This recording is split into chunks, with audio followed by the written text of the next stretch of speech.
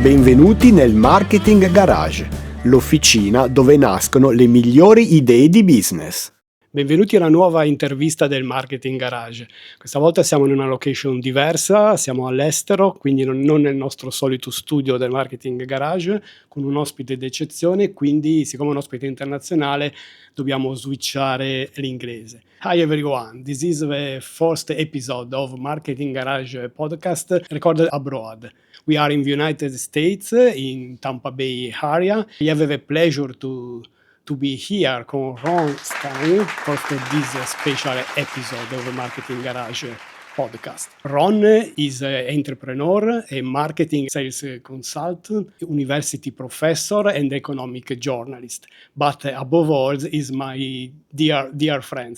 Thank you, Ron, to be here. I really appreciate it. Thank you, Gianluca. I appreciate you not just simply interviewing me, but being your first interview in the United States. Yes. Thank you so much for joining us today. Would you like to do a short introduction, the classic elevator pitch to present yourself at my Italian audience? It'd be a pleasure. Well, for the last 15 or 20 years, I've been away from the corporate world working with young entrepreneurs. Of course, young is in the mind these days. A lot of the entrepreneurs I work with and startups I work with are founders are from the mid-20s, 25 years old, all the way up to the 40s and 60 years old. And what I do is I take my extensive background in sales, marketing, business development, fundraising, starting companies, shutting a couple down, everything I've learned. And I work with these entrepreneurs and these startups to get them off the ground. My target market are pre-revenue all the way up to growth stage companies, and I help them figure out how to get to market, how to do their product market fit, how to articulate what they're doing and why they're doing it for the market, and making sure they're going after the right audience, and then also helping them with their processes, the people they hire, and getting ready to pitch not only to customers but to venture capitalists as well. Great, Ron. I wrote some questions to be sure remember everything I wanted to ask you. Here we go with the first question. Common mistakes. Ron, in your view, what are the common marketing mistakes that American companies frequently make? I'm not too sure we have enough time to go through all those common mistakes. There's so many, and no particular order is really starting with knowing your audience and product market fit. Too many companies go out of the gate too soon. They don't go, in some cases, they wait too long to go out of the gate. Your product does not need to be perfect. In fact, you need really a test market, but getting it as right as possible before you make too much of a splash and start hiring people. I see that mistake all the time. People think they can scale the company quickly, but there's a difference between growing the company and scaling the company, and that's another common mistake. A lot of entrepreneurs confuse the two, and you can get in growth mode, in which case you're going to try to do everything you can, raise money probably too early. I see that mistake, and try to go out of the gate too early, which upsets customers because, well, you're trying to sell them a product that's not really ready or not fit for them. And what happens, your expenses and your revenue are too close to each other, and one little burp, and suddenly you're in the red. Where if you're scaling, you're in more of a lean mode, and you're using a lot of methods in the marketing and sales area to automate and to make yourself more efficient and get ready to go out the gate. So I see that it's actually a strategy, if you think about it, to decide up front, do you want to be in growth mode or do you want to be in scale-up mode? And a lot of people think, well, aren't they the same? And no, they're not. So deciding how your company is going to get ready to go to market and the things it needs to do and what you're prepared to do as a founder, and are you willing to work the hours you need to work instead of hiring a bunch of people you shouldn't be hiring, in fact, in many cases can't afford to hire? So there's all kinds of questions you need to ask yourself as a founder and the co-founders, and I see that all too often. A great example is going after venture capital before you really need it. And you go, well, I always need venture capital to fund my business and get it off the ground. But if you actually manage to snag some because you made promises you shouldn't have made, you're going to hurt yourself. What you should do is start early in to starting the company is make connections, network relationships with potential funders, but don't go after the funding so they know you and they can kind of follow your progress without actually asking for funding at that point. And you'll be better off when you really need to get the funding. Very interesting this difference between growth modes and scale-up modes. That's one reason why I named my company Scale Up Rocket, because I believe in scaling properly.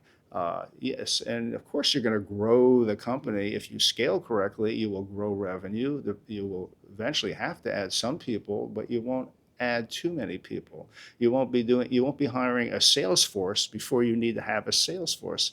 And when you're ready to hire a salesperson, as an example, you don't hire a vice president of sales, you hire a salesperson. And that's how you do it. That's how you scale properly. So Scale Up Rocket, that's how you blast off and drive revenue. And by the way, everything I do is about driving revenue, because at the end of the day, even at the very beginning of the company, thinking about how you're going to take your product to market, how the product market fit is right or wrong, all those things lay the foundation for the eventual revenue you want to drive. Great. I like so much the name of your company. Scale Up Revenue. Yeah. Second one, professional support. How do you leverage your extensive experience to assist companies? Well, several ways. I consider myself a coach, an advisor, a trainer, and a catalyst. And what I mean by all those things is people can hire me to coach them, whether it be a founder or one of the salespeople that works for a company or wants to better themselves. So I do a lot of coaching of founders and their team. I can do it in one-on-one settings, and I do it in group settings, and I do cohorts as well, where I bring a lot of founders together, young founders, and we have a very interactive session. And when I say session, it's actually multiple sessions twice a month, and it's ongoing. So that's the mentoring role. But when I mentor, I'm always training, because I want them to learn something new on how to help their company, because they're not going to have me around forever. So yes, learning concepts from mentoring and advising them is good, but they need to understand the fundamentals of how to really do things themselves, because I won't be around all the time. So I'm a natural teacher. And that's why I ended up teaching also at the University of Florida, but that's another subject we can talk about later. So I train. I have formal training classes, but I teach new concepts, because I'm about practicality and how are you going to do this. So, and then people can hire me to be their advisor, to basically that missing board of advisors that they need, and to have someone like me who's been in technology for 30 plus years, and I've been on all sides of it, and from product management to sales to marketing, CEO, fundraising. I've done it all in the tech industry, so I can tell them the good, the bad, and the ugly from a practical point of view. So I do that as well. By the way, at the University of Florida, this is part of my giving back. I do teach a course in the College of Engineering called the Sales Engineering Seminar. And yeah, I'm teaching engineers, young engineers who haven't graduated from college yet. That could be aerospace, that could be electrical engineers, bio engineers, chemical engineers, whatever their majors are. I literally teach them how to sell, because we need future business leaders on the business side of the technology industry. And what do you need to know? It just doesn't matter where you are. You need to know how to sell and articulate your ideas. And we have a lot of fun with that class. And the other thing I do is I do volunteer at tech business accelerators to mentor. No charge for that. It's just, again, me giving back. When I was a young engineer and making the transition to the business side, I had no one to mentor except the boss, which was good, but there was no such thing back then as accelerators and people to help you figure out what you needed to do and teach you the ropes. and you was my mentor when I launched my American company in USF Accelerator, University of South Florida, and Yes, the- we got to know each other really well back then, and I obviously came to not just know you, but love you, and that's why we become good friends. And someday we got to figure out how to do business together. Thank you, Ron, so much. Startup advice. What scenario do you find most promising for those looking to launch a startup? Wow, what scenarios? Well, to launch number one, and this is not an advertisement, but it's true, you need to get help. You need to find a mentor or an organization like an accelerator or an incubator. It could be university associated or not. There's plenty of public-private partnerships out there that put these incubators, at least in the United States, together, but around the world too. They're very popular in Europe and Israel, and even to a lesser degree in some other spots in the world like South America. But get associated with people who have done it before. I mean, that's rule number one. Before you go too far forward and make mistakes. And then the other is not to try whatever your idea is, test it early. Go find the people that you think are your target market. You'll probably be wrong. You'll probably be wrong about exactly what that piece of software or that piece of hardware or that biotech device or even vaccine, why it will be successful. You've got to talk to people, and you'll no doubt pivot. And people just go, oh, I know what the market needs. Rarely do they. I can remember a story when I was the vice president of marketing and business development in a company called Paradigm. It was a telecommunications company. And I had good relationships with the product development team.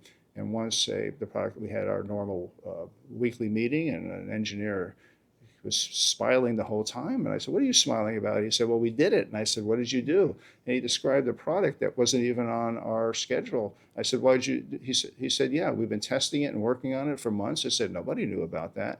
Well, we didn't think that you would approve it. And I went, you're right, because there's no market for it. So guess what? We're not going to sell it. He says, well, it's ready to go.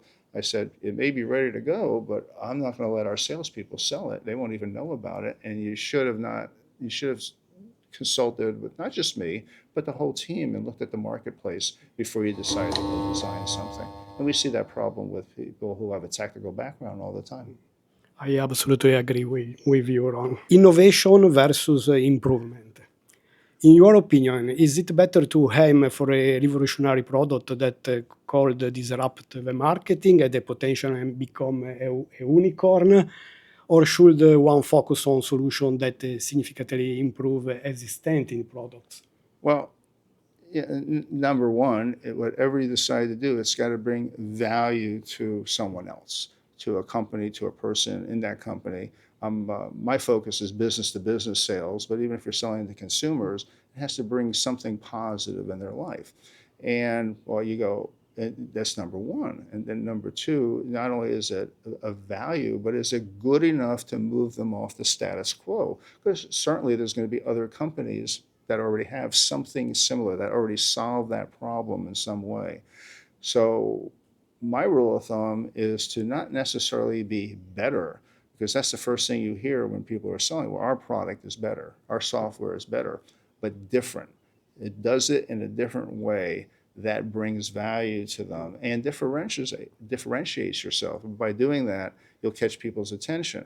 So it doesn't have to be a unicorn. It doesn't, in fact, it's rare that you shoot for that right out of the gate. Some people do because they're connected and they can raise hundreds of millions of dollars.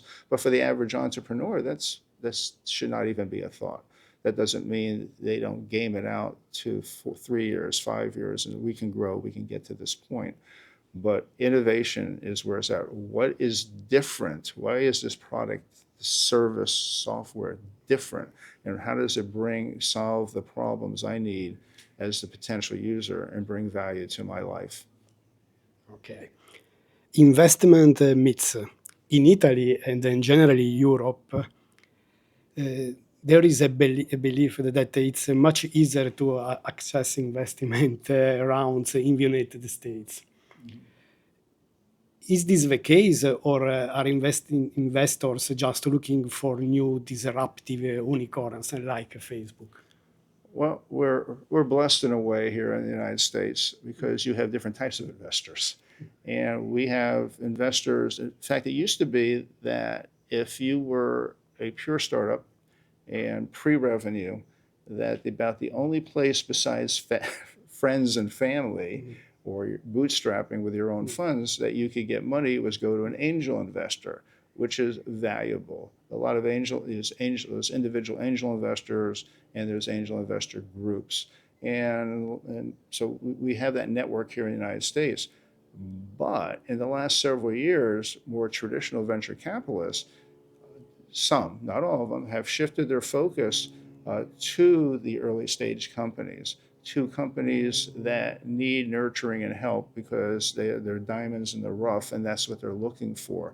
And they're not necessarily, unfortunately, a good venture capitalist knows that 100% of their investments are not going to hit. In fact, maybe 5 to 7 out of 10 will fail or will be mediocre at best. So they're looking for those 3 that will shine. So if you can get them early when a lot of capital, A, isn't required at that point, and B, as a good venture capitalist, you have the opportunity to shape them and help them. Too many venture capitalists pay lip service to that. They really don't help their portfolio companies. Some say, oh, yes, we're a partner.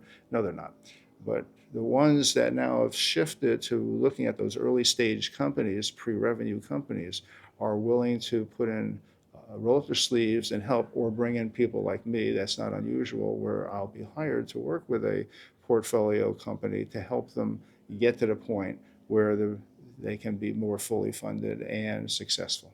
Next one, new project. I understand that you are working on some new projects. Without going into much details, if they are still under wraps, could you share with us something? Well, I'm always working on new projects. Once you're an entrepreneur and it's in your blood, there's not much you can do about it. And for years, my wife has been saying, when are you going to get a real job? And this is my job, helping others and being an entrepreneur for myself. I have another company called Innovate to Win that I'm the founding partner, but I have 2 partners in that, and where we do more traditional consulting, heavy-duty consulting with tech companies, but not just young tech companies, but larger tech companies as well that really need some help, where we kind of blow them up and put them back together. Myself and my 2 partners are always looking for new projects to take on, but they're not our projects in the sense that we're designing something new and we're taking it to market. We work with companies that are doing that, but we insert ourselves into the company. That's part of the way we do it. We learn their technology. If it's a market that we're not quite familiar with, I've done that with cybersecurity companies as an example. Now, like a minor expert on cybersecurity because I've done that. But we dive in, we learn, we ask questions, we really take on a operating position. And I don't mean an investment, but it's like an investment of time, and they pay us well to do it as consultants. But there's all kinds of new projects that we take on. As far as myself, I've got some apps that I'm working on, some new apps that I'd rather not get into at this point. But how do I say this? That when you look at the sales cycle, the traditional sales cycle, where first you've got to attract people's attention, and then there's a variety of ways of doing that and techniques depending on what industry you're in and what you're selling, whether it's reaching out or getting mail lists and doing email marketing, or doing a lot of posting on LinkedIn. But there's people do that as a shotgun effect, but that's another subject matter. We take them, then you've got a pipeline, the traditional things that you do as in sales and marketing as a company, all the way to closing the deal.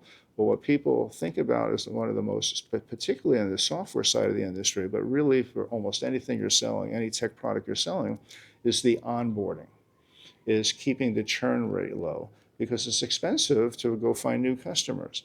And if you don't keep, typical scenario, and we all know this, but we do nothing about it.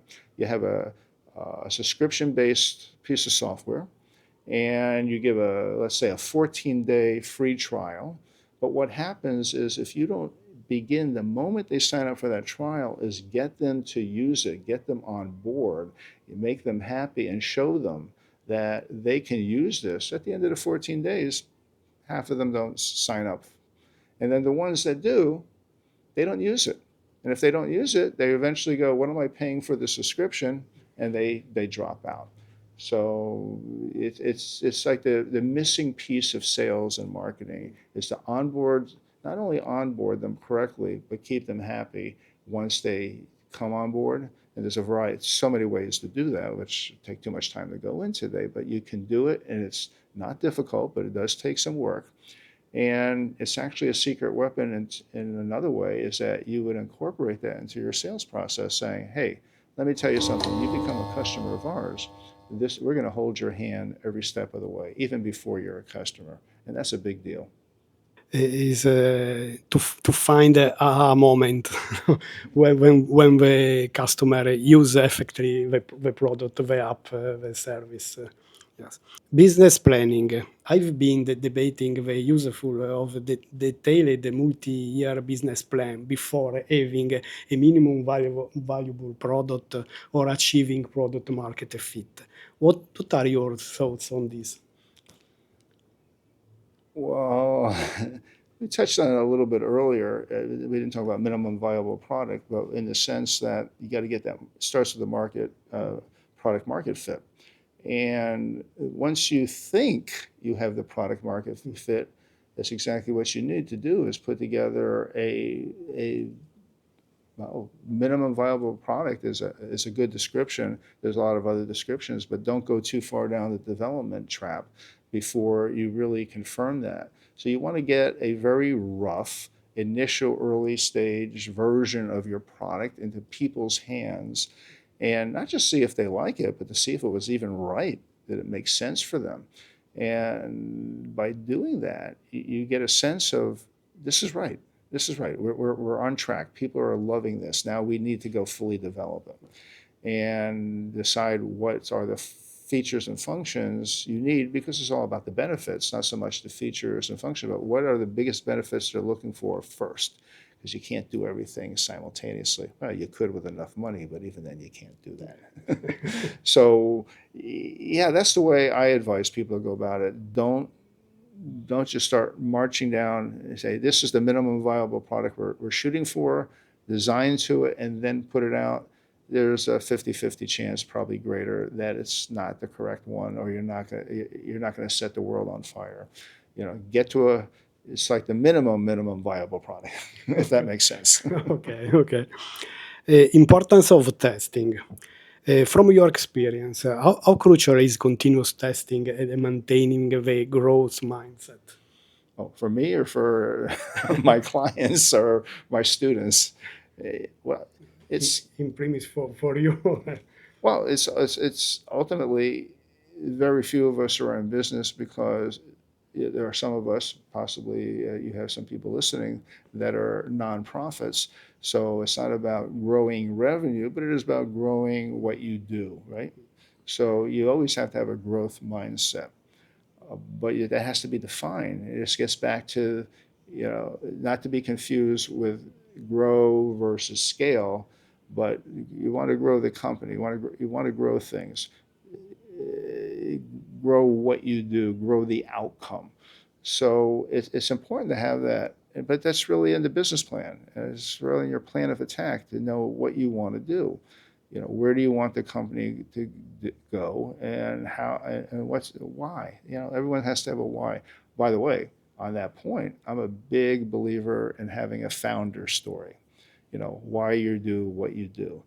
And I was having a conversation with my students at the university the other day about interviewing, and a lot of them want to go interview with a startup company. But here are students who've never worked for a company before. Maybe they've done an internship, and they don't know how to gauge the success of a company that maybe is in pure startup mode.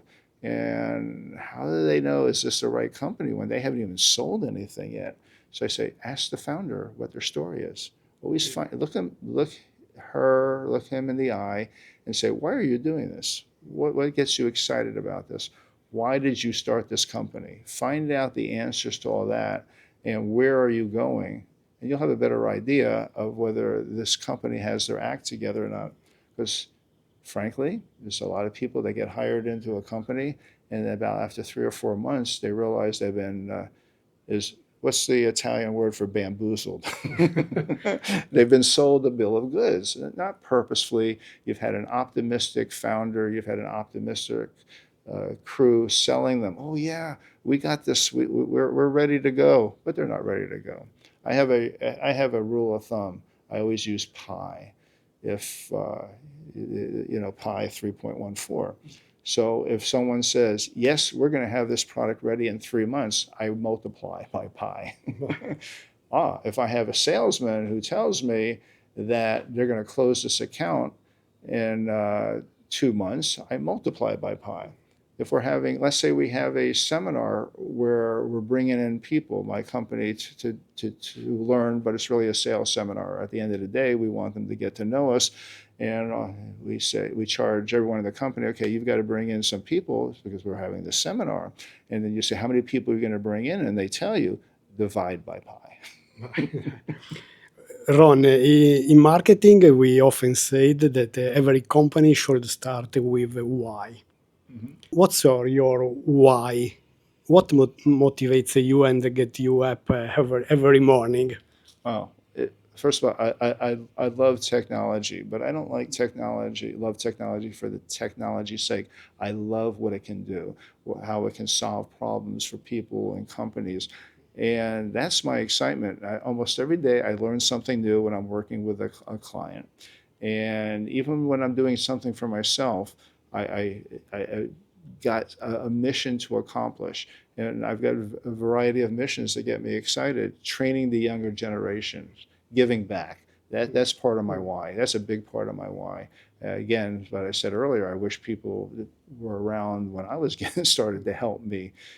So there's all kinds of tools and people out there, but there's not enough volunteers to mentor young and coach young founders. So that gets me motivated. And then solving problems. That's the engineer in me, but not to solve the problem just because, oh, look, I solved the problem, but now what problem did I solve and how will it make something or someone's life better? And that gets me excited. So that's why I do it. Gratitude and give back is also my values. Last question, Ron. The classic one from Marketing Garage. Do you believe that the best is yet to come? Oh, yes, I do. I believe that we know what's going on in the world today, so it's easy to get down and even upset and have that on your mind. But I say, put all that aside. There's too many good people in the world, too many good people in the technology industry that have ideas and want to, they have their why. They want to make something better for people. And I think people talk about, oh, with AI, the world is, just open. But that's only a part of it. There's so many things that haven't even been invented yet that we don't even know about that are coming down the pike, and we're going to hear about any day now, any month now, any year now. And light bulbs will go off, and people will say, AI actually is a good example. Because of AI, companies are being developed around it. And not all of them are being successful, but they're getting licenses to a ChatGPT-4, let's say, and they're developing a product around it. And it's exciting. That wasn't even possible a few years back. And so there's all kinds of things happening. Yeah, I think the best is yet to come. That's why I plan on being around for a very long time, so I can see it happen.